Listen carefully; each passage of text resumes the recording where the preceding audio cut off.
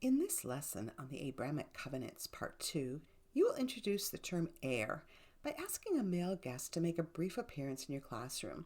A bald Abram, confused about the heir promise from God, and who shares God's promise of being his shield from Genesis 15:1.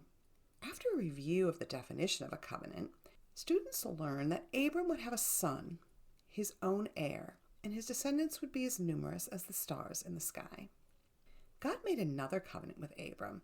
His descendants would possess the land of Canaan.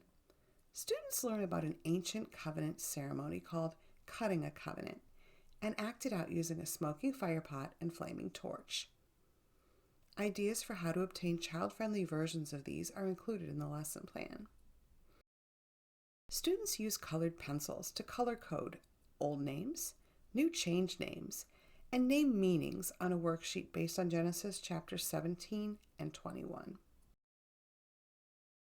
Your class will embark on a walking journey carrying wood and stones in order to build a bonfire around which you will share the story of Abraham and Isaac on the top of Mount Moriah, wherein God faithfully provided a substitute, a ram in a thicket. A writing response, Adventures on Mount Moriah, allows students to retell the story in their own words. Students are given packets of sand and attempt to count each grain.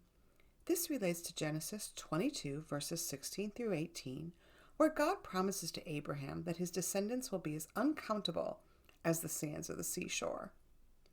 You will then work with students to categorize each of 18 statements on the worksheet, Jesus our substitute.